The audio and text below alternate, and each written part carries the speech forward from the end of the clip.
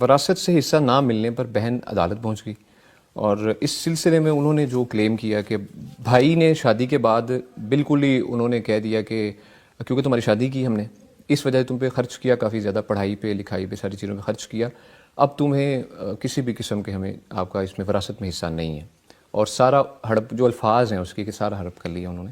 اس سلسلے میں جو ہمیں شرعی رہنمائی درکار ہوتی ہے، اب یہ بہت ہی نارمل ہو چکا ہے ہمارے معاشرے میں یہ جو تھنکنگ ہے کہ بعض لوگ کہتے ہیں کہ ہم نے بہن یا بیٹی کی تعلیم، شادی اور جہیز وغیرہ میں بہت سا پیسہ لگا دیا، اسی لیے ہم وراثت میں کچھ نہیں دیں گے۔ اس معاملے میں شریعت کیا کہتی ہے مفتی صاحب؟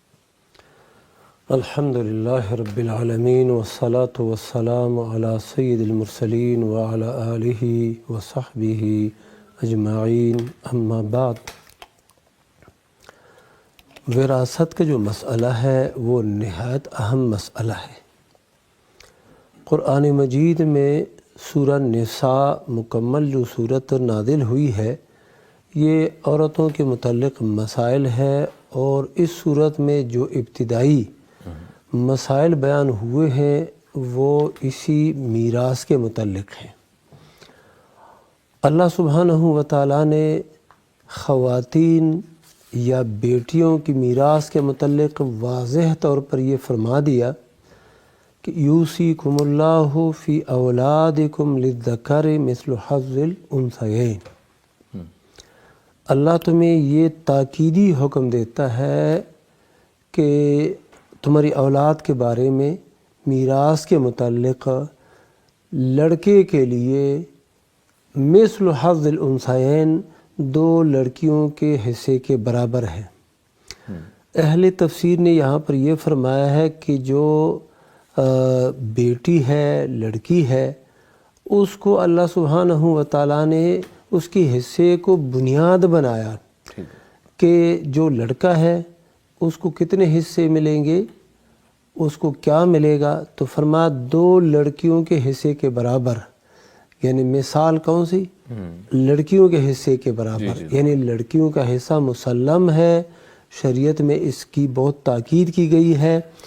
اور یہ جو ہے ہمارے معاشرے میں کہ بالخصوص خواتین کو، بہنوں کو، بیٹیوں کو لوگ میراث نہیں دیتے۔ بعض اوقات ایسا بھی ہوتا ہے کہ زندگی میں کوئی شخص مال تقسیم کرتا ہے، میراث تقسیم کرتا ہے، اس کا ارادہ یہی ہوتا ہے کہ یہ میراث کی تقسیم ہو رہی ہے، وہ جو شخص ہے وہ بیٹیوں کو یعنی کم حصہ دے دیتا ہے، اس شریعت نے جو دیا ہے اس سے بھی کم، اور یا پھر ایسی تنخواہ دیتے ہیں۔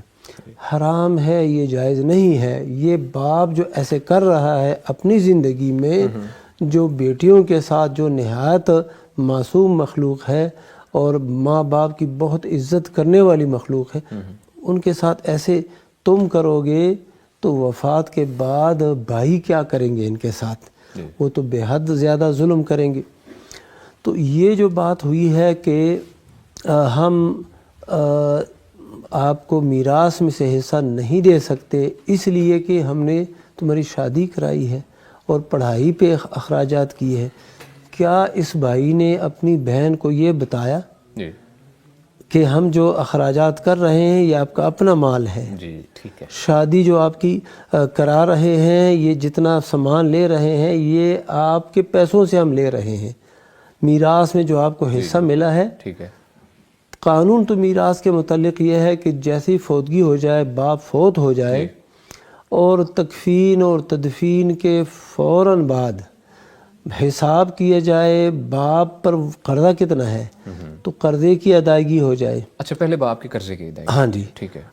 اچھا، پھر دیکھا جائے کہ باپ نے وصیت کی ہے تو باقی مال میں جو وصیت ہے اس کو نافذ کریں گے، تیسرے حصے میں نافذ کریں گے۔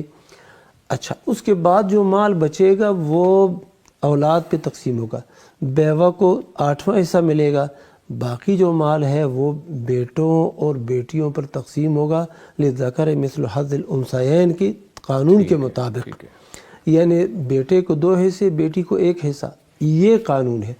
اس کے بعد جو ہے نا لڑکی کی پڑھائی ہے یہ اس کو دے دیا جائے، یہ پلاٹ ہے 10 مرلے آپ کے ہو گئے اور اسی طرح 20 مرلے اس بیٹے کے ہو گئے، اگر زمین زیادہ ہے، مکان ہے، پیسے نقد ہیں، وہ بھی اسی طریقے سے تقسیم ہو۔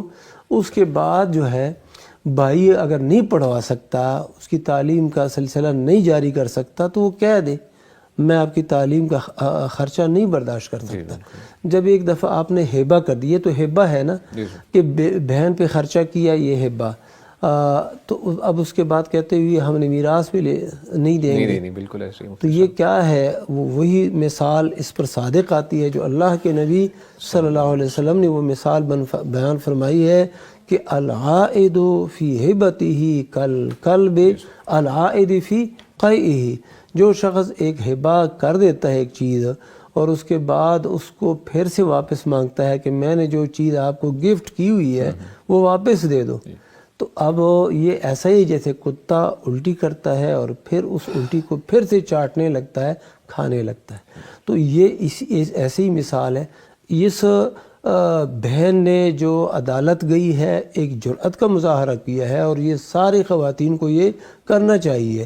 یہ بھائی اس سلسلے میں ظلم کرتے ہیں، یہ تو اس نے یہ کہہ دیا نا کہ ہم نے پڑھائی آپ کی پر خرچہ کیا ہے، آپ کی پڑھائی پر اور اس شادی پر، بات بالکل دیتے ہی نہیں۔ ابھی بہن کی شادی بھی نہیں ہوئی، بہن کی پڑھائی بھی ابھی چھوٹی ہے، جاری ہے، اتنے اخراجات نہیں ہو رہے، وہ ان کو پیسے نہیں دیتے، میراث میں ان کو حصہ نہیں دیتے۔ تو اور کیا کہتے ہیں، اگر حصہ مانگتا ہے تو کیا ہے، ہمارے گھر کے دروازے تیرے لیے بند۔ اور بعض صورتیں ایسے ہوتی ہے کہ وہ باپ کی زندگی میں بیٹی کی شادی ہو جاتی ہے، پڑھائی بھی باپ کی زندگی میں ہی ہوتی ہے، باپ بعد میں فوت ہوتا ہے، پھر بھی بھائی جو ہے نا وہ قبضہ کر لیتے ہیں اور وہ بہنوں کو نہیں دیتے۔ یہ ظلم عظیم ہے اور بالکل حرام کھا رہے ہیں، اور یہ جو کر رہے ہیں نامناسب رویہ ہے، ناجائز رویہ ہے، اور یہ خواتین کو عدالت کا دروازہ کھٹکھٹانا چاہیے جو یہ اس صورتحال سے دوچار ہیں۔ بہت شکریہ مفتی صاحب۔